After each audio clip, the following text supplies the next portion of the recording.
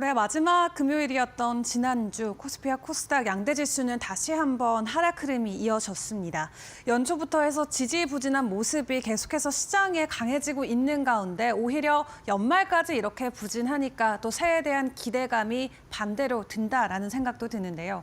일단 코스피는 1%대 그리고 코스닥은 1.4% 하락을 했습니다. 기관과 외국인들의 매도 물량이 결국 양지수를 1% 아래까지 끌어내렸고요. 이번에도 외국인들의 순 매도세가 이어지면서 연간 기준으로 코스피는 10% 가까운 하락폭을 현재 보이고 있습니다. 그리고 여기에도 전국적인 혼란이 가해지면서 환율 또한 롤러코스터 장세가 이어지고 있는 상황이죠. 하루 새 20원씩 등락 흐름이 이어지면서 환율과 관련된 여러 종목들의 변동성이 극심하게 나오고 있는 상황이기도 합니다. 그리고 26일 날 공개됐었던 오징어 게임 2 공개 직후에 관련주들이 오히려 동반 폭락하는 모습도 포착이 됐는데 해당 부분과 관련해서는 추후 다시 점검을 해드리도록 하겠고요. 그럼에도 이날장에서 외국인과 기관들이 사들였던 순매수 상위 종목들을 보시면 외국인들은 네이버나 SK하이닉스, 포스코퓨처인과 같은 종목들 골고루 담아냈고요. 기관 쪽에서도 이 LG에너지솔루션이나 포스코홀딩스와 같은 배터리 관련주들에게 매수 흐름이 이어졌던 모습을 확인을 해볼 수가 있겠습니다. 그리고 이날장에서 52주 신고가, 지난 한 주 동안 조선 관련주들이 지속적으로 상위권에 이름을 올렸었는데 이날장에서는 양자 컴퓨터 관련주들의 급등 흐름이 있었습니다. 상한가 안착했던 종목들도 있었는데 다음 장을 통해서 이슈와 함께 체크를 해보시죠. 12월 한 달만 놓고 봤을 때는 조선과 양자 컴퓨터 딱 두 가지의 섹터가 강하게 기억에 남는 것 같습니다. 다만 이날장에서는 양자 컴퓨터 관련주들의 급등 흐름이 이어졌었는데요. 미국에 상장돼 있는 양자 컴퓨터 관련주들의 주가가 움직일 때마다 국내에서도 관련주들이 위와 아래로 극심한 변동성을 보여주기도 합니다. 양자 컴퓨팅 시대에 대비한 보안 솔루션 반도체 업체인 실스크 같은 경우는 그 전날 미국 증시에서 60% 가까이 급등하는 흐름을 보였던 것이 이날 국내 증시 관련주들에게는 추가적인 상승의 힘이 되어주기도 했고요. 다만 지난주 금요일 기준으로 마감했던 뉴욕 증시 확인을 해보면 대표적인 양자 컴퓨팅 관련주인 아이온큐는 하락을 했고 리게팅 컴퓨터는 또 두 자릿수 이상의 상승 흐름을 보인 만큼 관련 주도주 안에서의 엇갈리는 주가 변동성이 오늘 국내 증시 관련주들에게는 어떻게 작용이 될지 같이 체크를 해보시면 좋겠습니다. 자, 그리고 반도체 관련주들도 오랜만에 오름폭을 키우기도 했습니다. 특히 후공정이나 검사 장비 쪽으로 소부장 관련주들의 변동성이 나왔었는데요. 산업은행이 반도체 육성을 목적으로 3년 동안 100조 원 규모의 이 지원금을 공급할 것이다라는 기대감이 반도체 관련주들에게 이날장에는 상승 동력이 되어졌고요. 그리고 세계 최대 규모로 짓고 있는 용인 반도체 클러스터 같은 경우는 3개월 정도 조기 승인이 나왔다라는 소식이 이날장에서는 관련주들에게 힘이 되어주기도 했습니다. 우리나라의 산업을 이끌고 가는 반도체 업체들 최근에 주가가 부진한 모습들이 나오고 있는 가운데 정부와 국가 차원에서의 여러 가지 노력과 지원책들도 계속해서 나오고 있는데요. 추가적인 정부 정책 수혜와 함께 반도체 관련주들 오늘장에서도 추가적인 변동성이 나올지 지켜보시고 마지막으로 자율주행 관련주들도 이날장에서는 변동성이 나왔습니다. 글로벌 로보택시 시장에 대한 기대감이 계속해서 올라오고 있는 가운데 일단 트럼프 정권의 최대 수혜가 될 수 있는 섹터 중 하나로도 손꼽히고 있는 만큼 트럼프 취임식이 다가올수록 관련주들의 변동성도 연일 나오고 있는 모습입니다. 자, 그렇다면 그 외 이슈도 점검을 해보도록 할 텐데요. 이날장에서 조금 충격적으로 다가왔던 건 바로 오징어 게임 관련주들의 하한가였습니다. 일단 26일 오후 5시 넷플릭스에서 오징어 게임 2가 본격적으로 공개가 됐는데 사실 반응이 굉장히 싸늘했고요. 그 다음 날인 금요일에는 관련주들이 그대로 하한가 직행하기도 했습니다. 이 주연 배우인 이정재가 있는 이 아티스트 유나이티드와 아티스트 스튜디오 같은 경우는 이날장에서 하한가로 직행을 했고요. 그리고 영상 특수 효과 업체인 덱스터와 위즈익 스튜디오 같은 경우도 두 자릿수 이상 거의 하한가 가까이 하락 흐름이 이어지기도 했습니다. 그리고 이 오징어 게임의 제작사인 사이런 픽처스를 투자한 쇼박스 같은 경우도 20% 가까운 하락세가 나왔었는데 외신들도 사실 호평보다는 혹평과 관련된 헤드라인을 훨씬 더 많이 내놨었고요. 뉴욕타임스 같은 경우도 한국 히트작이 날카로움을 잃었다라는 헤드라인을 장식하기도 했습니다. 이런 호평에도 불구하고 다만 그 다음 날에는 바로 넷플릭스 안에서 글로벌 1위에 이름을 올리는 모습이 나왔습니다. 뉴질랜드를 제외하고는 총 92개국에서 넷플릭스 1위를 했다는 소식이 전해졌고 그 다음 날에는 이 뉴질랜드까지 포함해서 93개국에서 공개 이틀 만에 1위에 달성을 하기도 했는데요. 일단 시장에서는 해당 부분에 대한 데이터를 오늘 장에서 어떻게 반영할지 오히려 이 하한가와 강하게 나왔었던 하락 흐름에 대한 기조를 좀 변경시켜줄 수 있는 내용이 될지 같이 지켜보시고 만약 시즌2의 흥행이 기대치에 못 미칠 경우 시즌3를 조금 더 앞당겨서 공개할 수 있다라는 전망까지 나오고 있는 만큼 이날 장에서 보였던 강한 하락이 오늘 장에서는 반등의 힘이 되어줄 수 있을지 같이 지켜보시죠. 자, 그 외 글로벌 분위기도 점검을 해보도록 할 텐데요. 일단 지난주 금요일 뉴욕 증시 분위기가 좋지 못했습니다. 전부 빨갛게 물든 채 관련 주도주들이 일제히 하락하는 모습이 나왔는데요. 그 안에서도 테슬라가 5% 정도나 크게 낙폭을 보이면서 많이 빠지는 모습이 나왔죠.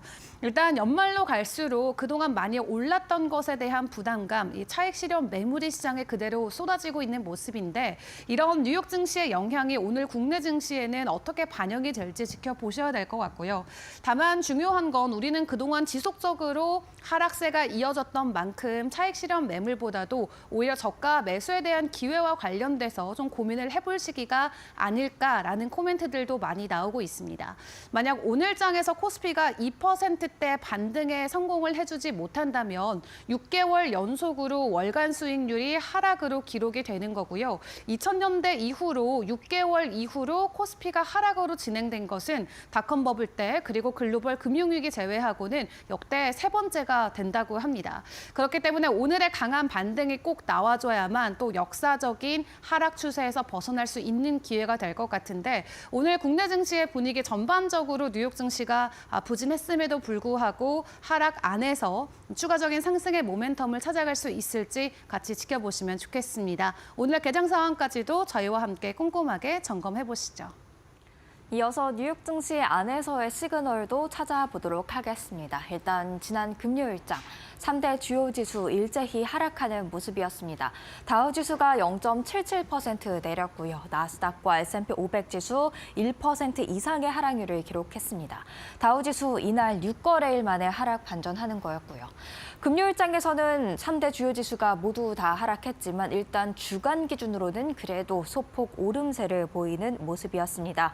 다우와 나스닥, S&P 500 지수 모두 다 주간 기준 상승을 했는데요. 하지만 상승률은 1%가 안 되는 모습이었습니다.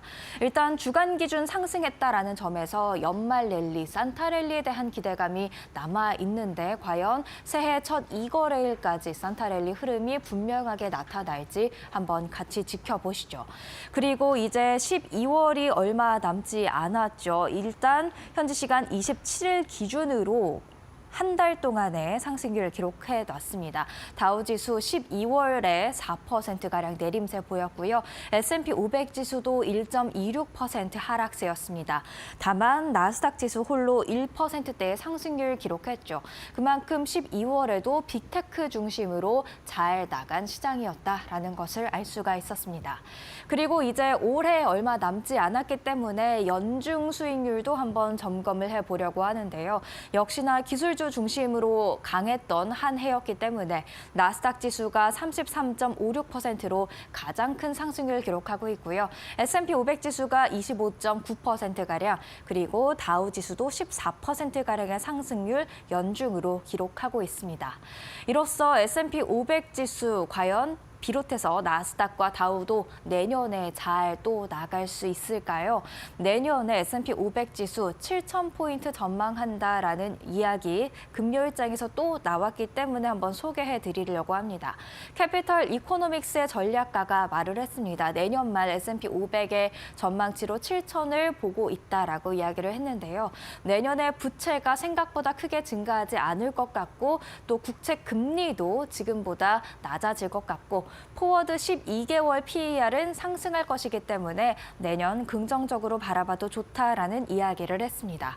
일단 금요일장에서 또 열기가 한 차례 식으면서 S&P 500 지수 6,000선 아래로 내려와 있는데 과연 7,000 그리고 월가에서 가장 높은 전망치를 제시하고 있는 오펜하이머 7,100 수준까지 S&P 500 지수 2025년에 달릴 수 있을지 같이 확인해 보시죠.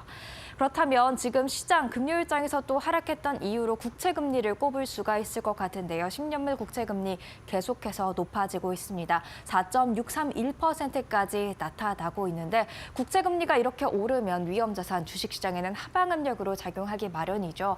사실 최근에 조금의 안정화 흐름을 보이는가 했더니 3개월 차트 보니까 그런 흐름이 다시 깨지면서 올라오고 있습니다. 12월에 이제 FOMC 이후 내년에 기준금리 인하 속도가 느려질 것 같다라는 발언이 다시금 국채금리 상승 요인으로 작용을 하고 있는데요. 과연 국채금리가 어디까지 오르게 될지 이에 따라서 주식시장은 어떻게 반응할지 예민하게 받아들이셔야 될 것 같습니다.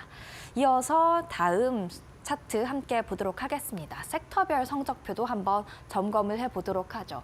일단 금요일장은 대부분의 종목들이 내렸습니다.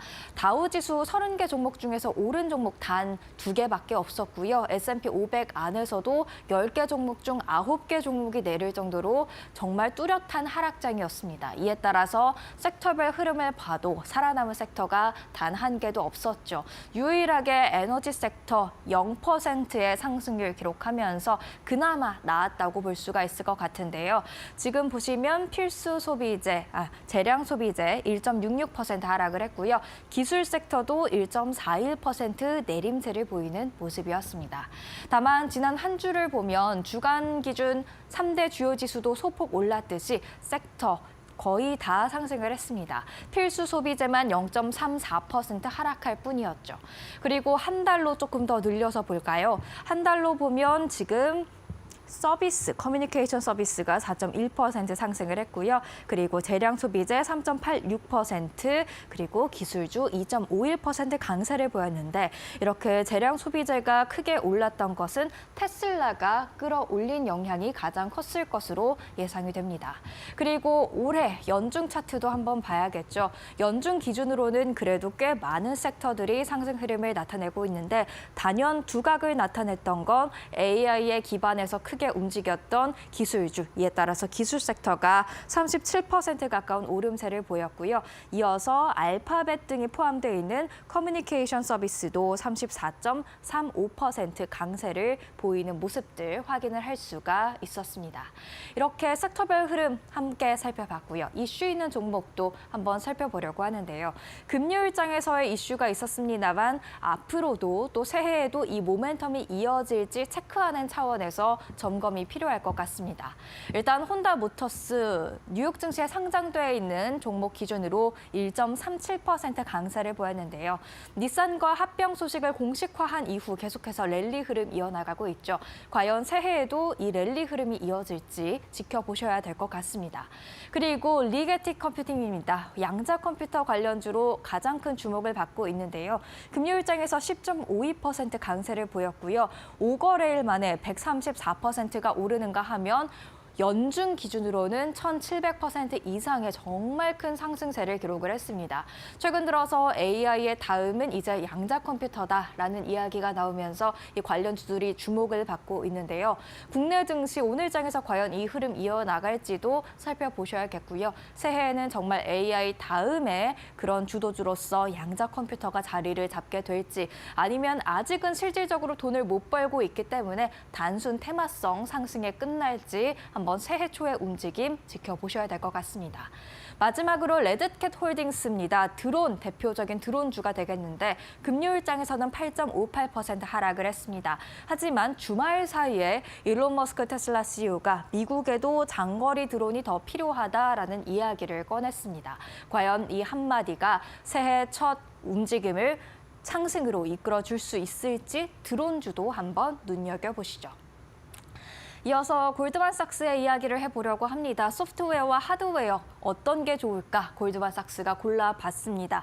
일단 AI 중심으로 모든 종목들이 구성이 돼 있었고요. 그중에서도 델 테크놀로지스 12개월 목표 주가로 $165 제시를 하면서 긍정적으로 보는 모습이었습니다.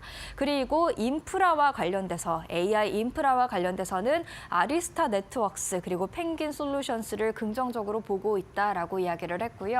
또한 TD 시넥스와 인그램 마이크로는 IT 유통업체가 되겠습니다. IT 유통업체까지도 긍정적으로 볼 필요가 있다라고 하면서 해당 5가지 종목으로 소프트웨어와 하드웨어 픽 내년에 잘 나갈 것 같다라고 선별을 했으니까요. 골드만삭스에 한번 안목을 지켜보셔도 좋을 것 같습니다. 이어서 에버코어 ISI가 꼽은 종목들도 있는데요. 트리플 A 등급의 기술주가 되겠습니다. 2024년 헤드라인을 장식했던 게 기술주, 그리고 그 안에서도 AI 관련주였던 만큼 골드만삭스에 이어서 에버코어 ISI도 관련 종목들을 나타낸 것 같은데요. 일단 애플을 빅테크 안에서는 가장 좋게 봤습니다. AI로 인한 아이폰 업그레이드 사이클 기대감이 계속해서 남아있다라고 이야기를 했고요. 또한 웨어러블에 대한 매출도 증가가 기대된다라는 이야기했습니다. 암페놀은 조금은 낯선 종목일 수가 있겠는데요. 커넥터와 케이블을 제조하고 있는 곳이 되겠고요. 내년에 PER이 10% 이상 상승할 것으로 전망된다면서 함께 지금 주가도 오를 수 있다라는 긍정적인 이야기를 했습니다. 또 인수합병 관련 소식도 기대해볼 만하다라고 이야기를 했으니까요. 암페놀 한번 주목을 해보시고요. 골드만삭스에 이어서 에버코어 ISI도 아리스타 네트워크스를 꼽았습니다. 2025 그리고 2026 회계년도 매출이 20% 증가할 것으로 기대된다라는 이야기를 했는데 AI가 잘 구동되기 위해서는 인프라가 먼저 잘 깔리는 게 중요하죠. 그런 차원에서 인프라 관련주로 계속해서 관심이 모이고 있는 것 같습니다. 그렇다면 이번 주 일정 어떤 게 있는지 간략하게 정리해 보겠습니다. 사실 이제 연말이고 새해인 만큼 중요한 일정들은 남아있지 않습니다만 제조업 관련 지수 이번 주 꽤 많이 공개가 됩니다. 현재 시간 30일에 댈러스 여는 제조업 지수 나오고 있고요. 바로 다음 날은 서비스업 지수가 공개됩니다. 그리고 이번 주의 마지막인 3일 금요일에도 ISM 의 제조업 구매 관리자 지수가 공개가 되죠. 그렇기 때문에 제조업 지수의 흐름 한번 살펴보시는 게 필요할 것 같고요. 1월 1일 휴장을 합니다. 그리고 국내 증시가 31일에 쉬어가는 것과는 다르게 뉴욕 증시는 열려 있다는 점 참고하시고요. 그리고 1월 2일이 아마 테슬라의 또 다른 분기점이 되지 않을까 싶은데 4분기 차량 인도량 이날 공개될 것으로 예상이 되고 있습니다. 일단 4분기 차량 인도량 예상치는 49만 8천 대에서 51만 5천 대로 기관별로 조금의 차이는 있는데요. 과연 긍정적인 흐름을 나타내서 다시 한번 새해 초부터 테슬라의 주가가 상승 가도를 달릴지 지켜보시죠. 이렇게 뉴욕 증시에서 나왔던 시그널들까지 함께 체크해보는 시간을 가졌습니다.